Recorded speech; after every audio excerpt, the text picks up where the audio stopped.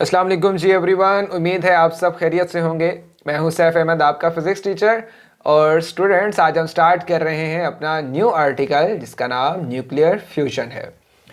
Students, nuclear fusion reaction ज़्यादातर atomic bomb और electricity को जनरेट करने के लिए यूज़ होता था। आज हम जिस रिएक्शन की बात करेंगे ये स्पेस में बहुत ज़्यादा प्रोमिनेंट है। सन में ये रिएक्शन हो रहा होता है। डिफरेंट तरह के नेब्यूला और फॉर्मेशन ऑफ स्टार में भी जो अपना मेन रोल अदा करता है वो ये न्यूक्लियर फ्यूजन रिएक्शन है। ठीक हो गया।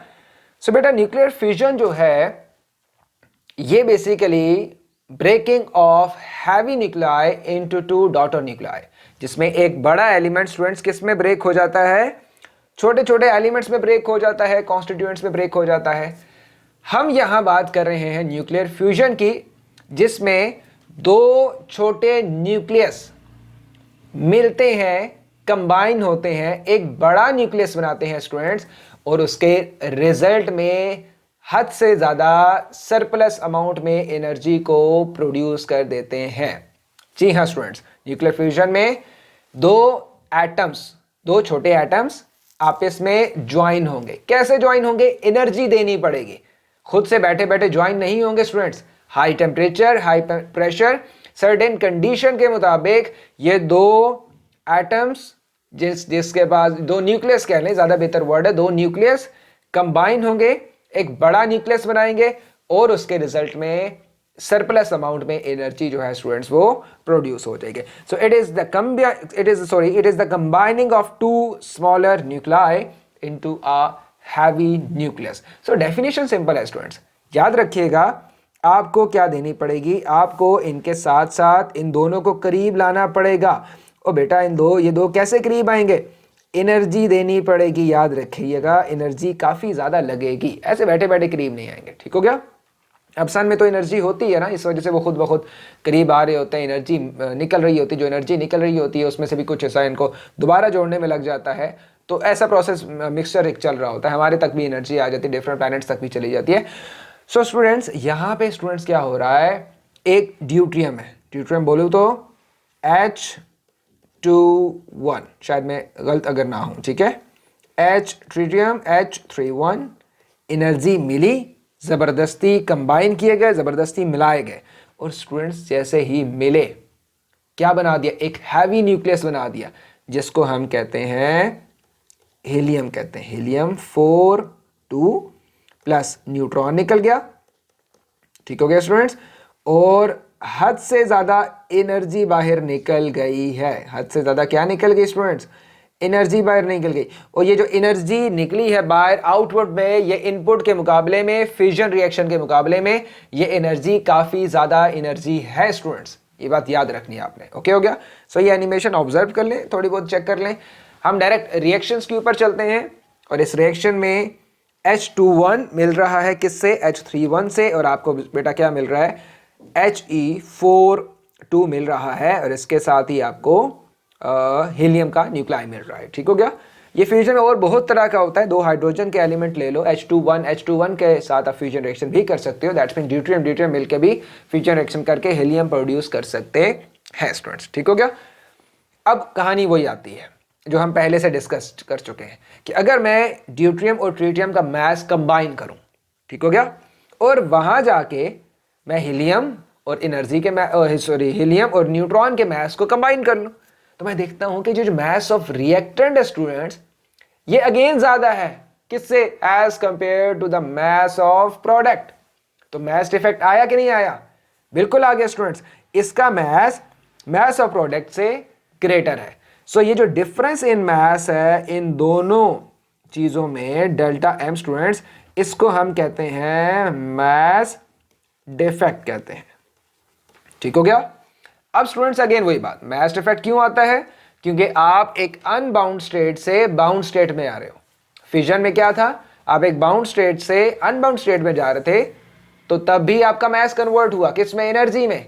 अब भी प्रॉब्लम यह है कि आपका न्यू न्यूक्लियस फॉर्मेशन हो रही है, नए न्यूक्लियस बन रहे हैं। यहां पे देखिए स्टूडेंट, और जब भी न्यूक्लियस बनते हैं इनको स्टेबल होना होता है। और अगर इनकी प्रोटॉन और न्यूट्रॉन रेशो, डिफरेंट तरह के पार्टिकल्स की रेशो प्रॉपर तरीके से बैलेंस आउट नहीं होगी स्टूडेंट्स, तो ये जो न्यूक्लियाई है ये अपने कुछ मास का हिस्सा एनर्जी में कन्वर्ट कर देता है। और यही जो एनर्जी आपको नजर आ रही है स्टूडेंट्स, ये वाली एनर्जी, ये किस वजह से है? ये मास एनर्जी में कन्वर्ट हुआ है, तो एनर्जी आपको मिली है। क्लियर हो गया? सो ये वो मास डिफेक्ट वाली एनर्जी है जो मास कन्वर्ट हुआ है किसमें? एनर्जी में हुआ है। मास को एनर्जी में कन्वर्ट करने के बहुत से तरीके हैं। एक सिंपल तरीका ये है कि किसी भी मास को स्पीड ऑफ लाइट से मूव करवाओगे तो वो एनर्जी में कन्वर्ट हो जाएगा आइंस्टाइन की थ्योरी के मुताबिक।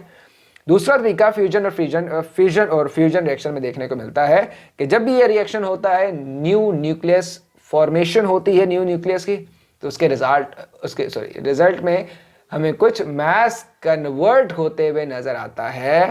किसमें स्टूडेंट्स? एनर्जी में। कुछ मास गायब हो जाता है, तो मास ऑफ रिएक्टेंट ग्रेटर होता है स्टूडेंट्स मास ऑफ प्रोडक्ट के। ठीक हो गया? सो इस डिफरेंस इन मास को बेटा हम क्या कहते हैं? मास डिफेक्ट कहते हैं। ठीक हो गया? अब ये जो मास डिफेक्ट है ये हम किस तरह फाइंड आउट करते हैं? ये फाइंड आउट करना बेटा मुश्किल नहीं होता, ए लेवल में सीख लोगे। अभी हम इसको फाइंड आउट करने नहीं जा रहे। अभी सिंपल से आपको बात बता देता हूँ कि इस मास डिफेक्ट को बेटा हम कहते हैं डेल्टा एम। इसका फार्मूला होता है, फार्मूला क्या होता है जुबानी बता दो, तो लिख के मैं नहीं बताता, कि आप इनके मैसेज को कंबाइन करते हो। ठीक हो गया? और फिर इनके मैसेज को कंबाइन करते हो, mass of protons multiply mass of hydrogen multiply कर दोगे, मैं हीलियम के साथ अब ये मल्टीप्लाई करके न्यूट्रॉन के मास को ऐड करके ये जब माइनस करोगे तो आपके पास बेटा मास डिफेक्ट आ जाता है। ए लेवल में सिखा दूंगा, फिलहाल इसको एज इट इज रहने दो। ठीक हो गया? So the larger amount of mass is release during a fusion reaction. तो फ्यूजन रिएक्शन ज़्यादा प्रोड्यूस होती है, फ्यूजन रिएक्शन में जो एनर्जी है वो ज़्यादा प्रोड्यूस होती है as compare to the fusion reaction. ठीक हो गया?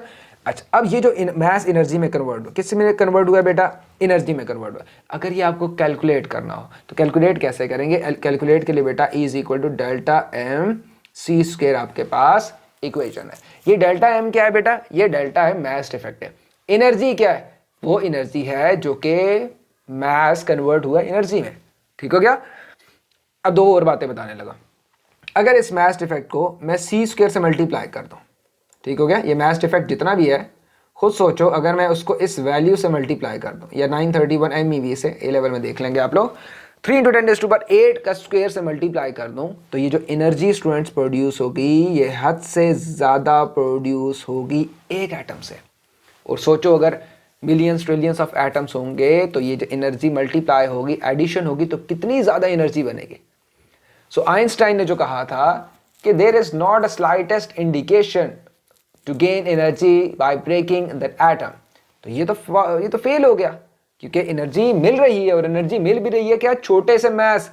बेटा एक एटम का मास तो नजर भी नहीं आता, मतलब एक एटम तो नजर भी नहीं आता, तो सोचो उसके न्यूक्लियॉन्स का मास के कितना छोटा होगा। उस छोटे से मास की एनर्जी किस कदर ज्यादा है, किस कदर मल्टीप्लाई होकर हमारे सामने आती है, वो आप इस इक्वेशन से आई होप सो अंदाजा लगा रहे होंगे।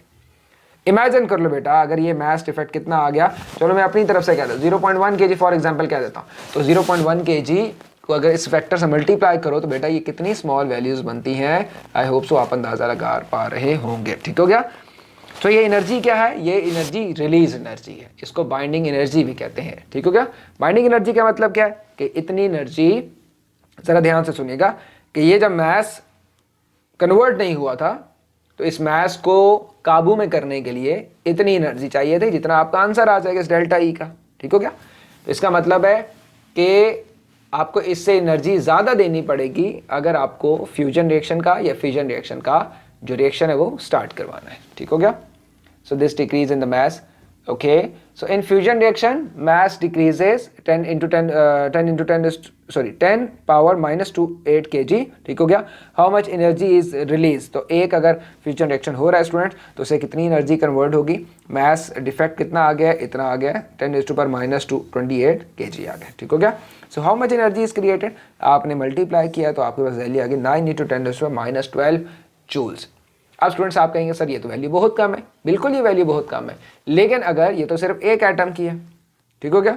तो अगर एक और एटम हो, एक और atom, trillions millions ratio increase होती रहे, हमेशा की तरह इंक्रीज होती रहे, तो ये जो वैल्यू है ये फिर मल्टीप्लाई होगी ट्रिलियन से, तो आपके पास बहुत बड़ी अमाउंट आ जाएगी। ठीक हो गया बेटा?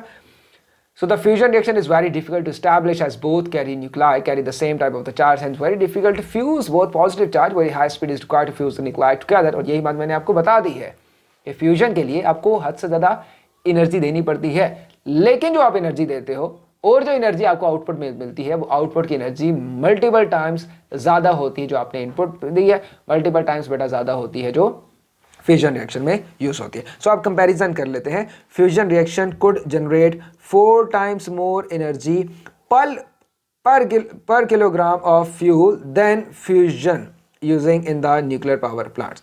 इसका मतलब है स्टूडेंट्स कि अगर आप फ्यूल यूज़ कर रहे हो 1 किलोग्राम और उससे जो एनर्जी प्रोड्यूस हो रही है तो वो जितनी भी प्रोड्यूस हो रही है फ्यूजन रिएक्शन से वो फ्यूजन रिएक्शंस में 4 टाइम्स ज़्यादा होगी और 4 मिलियन टाइम्स ज़्यादा होगी अगर आप एनर्जी गेन कर रहे हो बर्निंग ऑफ ऑयल या बर्निंग ऑफ पेट्रोल या बर्निंग ऑफ कोल से। देखो कितना ज़्यादा कंपैरिजन है, ठीक है बेटा। सो आई होप सो कि चीज़ें आपको समझ आ गई होगी। कुछ चीज़ें बेटा इतनी डिटेल से नहीं भी होती, अगर आपको कोई चीज़ समझ ना आया करे या कोई चीज़ मुश्किल हो जाया करे तो उसको छोड़ के आगे भी चले जाया करें, कोई इसमें परेशानी वाली बात नहीं होती, ठीक है। तो पेपर में कुछ चीज़ें इतनी ज़्यादा मुश्किल आती भी नहीं है जितनी कभी कभी मैं डेप्थ में समझा देता हूँ। रीज़न अगेन यही है बेटा कि ग्रेड से आपने मुकाबला नहीं करना, दुनिया का नॉलेज से करना है और नॉलेज के लिए ज़रूरी है कि अभी से चीज़ों को डेप्थ में समझो, ठीक है। कुछ स्टूडेंट्स का होता है बिहेवियर होता है कि वो सिर्फ ए स्टार के लिए अप्रोच कर रहे होते हैं, जो आंसर लिखे हैं उनको याद कर लेंगे, पास्ट पेपर धड़ाधड़ कर लेंगे, ठीक है। तो उनके ग्रेड तो आ जाते हैं, अच्छी बात है, बिल्कुल आए, आप सबके भी आए, मैं भी यही चाहता हूँ। लेकिन उसके साथ साथ बेटा नॉलेज के मामले में कंप्रोमाइज़ नहीं करना, ठीक हो गया, क्योंकि दुनिया बदल चुकी है, आर्टिफिशियल इंटेलिजेंस का ज़माना है। तो ग्रेड आपको आगे लेके नहीं चलेंगे, नॉलेज आपको आगे लेके चलेगा। ग्रेड ज़रूर लें, यूनिवर्सिटीज़ में एडमिशन के लिए, अच्छे कॉलेजेस में एडमिशन के लिए आपको बहुत हेल्पफुल देते हैं ये ग्रेड्स, लेकिन जो एक पीक है नॉलेज की वो अपने पास ज़रूर मेंटेन करने की कोशिश करें ताकि आपके लिए अभी से फ़ायदा हो जाए। ओके ओके बेटा। सो आई होप सो कि ये चीज़ें आपको समझ आई होंगी। नेक्स्ट लेक्चर में हम मूव करेंगे नेक्स्ट टॉपिक की तरफ जो कि हमारा हाफ लाइफ होगा। तो तब तक के लिए अल्लाह हाफ़िज़, इंशाल्लाह फिर कुछ दिन बाद हाफ लाइफ के साथ मिलते हैं।